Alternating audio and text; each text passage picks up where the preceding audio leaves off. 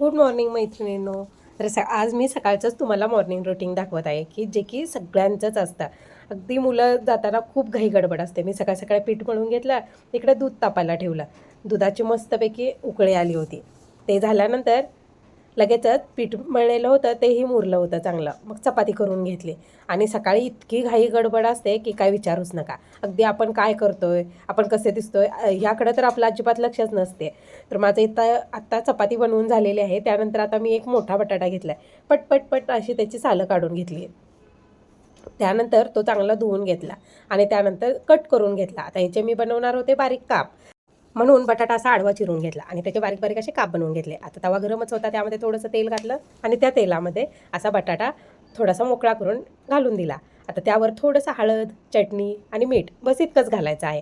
तर अगदी पटपट होणारी रेसिपी आहे, म्हणून बऱ्याच वेळा हीच केली जाते. तुमचं पण असंच होतं का मैत्रिणींनो, की झटपट होणाऱ्या रेसिपीला प्राधान्य दिलं जातं आणि ते गरजेचं सुद्धा असतं ना. आता बटाटा हलवून घेतला आणि झाकून ठेवून दिला 5 मिनिटासाठी.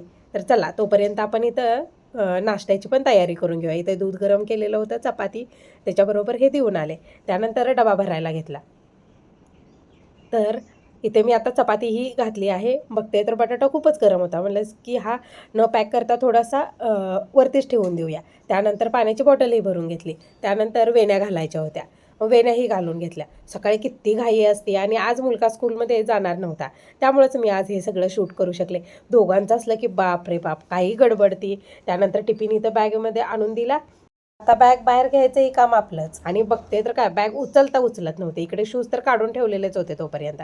बॅग आणून गाडीवर चढवली आणि इकडे शूज मुलीला चढवले. चला आता मी निघाले की तिला स्कूलमध्ये सोडायला. तर स्कूलमध्ये गेल्यानंतर आज मी गाडी तिथेच लावली आणि तिथूनच म्हणलं की आपण थोडंसं आपला व्यायाम करून घेऊया. नाहीतर मुलांचं करायचं असं म्हणत आपलं चालणं राहून जातं आणि सगळा व्यायाम राहून जातो. तसंही पावसाळ्याचे दिवस असल्यामुळं बाहेर खूप चिखल आणि हे किचकिच असल्यामुळं जावंसं वाटत नाही. पण आज मी जायचं ठरवलंच होतं.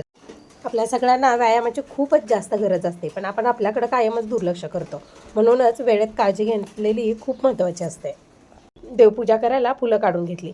तसं तर जरासं वेळाने गेलं की फुलं मिळतच नाहीत. त्यामुळं म्हणलं की आज सकाळी सकाळीच फुलं काढून घेऊया. आल्यानंतर पहिलं काम असतं ते म्हणजे चहा. आता मी साखर बंद केली, त्यामुळं आज मी गुळाचा चहा बनवला आहे. पाण्यामध्ये आलं घालून घेतलं, गूळ घालून घेतला आणि मस्त चहा पावडर घालून घेतली. एकदम काळा असा गुळाचा चहा झाला. त्यानंतर जेवणाची तयारी म्हणजे आता भाज्या निवडायला घेतल्या. त्यानंतर स्वयंपाक बनवला आणि देवपूजाही करून घेतली. आणि त्यानंतर माझं असं काहीचं किचन दिसत होतं, जे सगळं स्वच्छ करून झालं होतं. इथे आता घरी राहिला होता तर त्याचा अभ्यासही घेतला. त्यानंतर बेडही स्वच्छ करून घेतला आणि त्यानंतर आले भांडी लावायला. भांडीही लावली. अशा प्रकारे माझं आजचं सकाळचं रुटीन झालं. चला ओके बाय. व्हिडिओ कसा वाटला? आवडला तर लाईक करा, शेअर करा आणि सबस्क्राईब करायला विसरू नका आणि बेल आयकॉनही क्लिक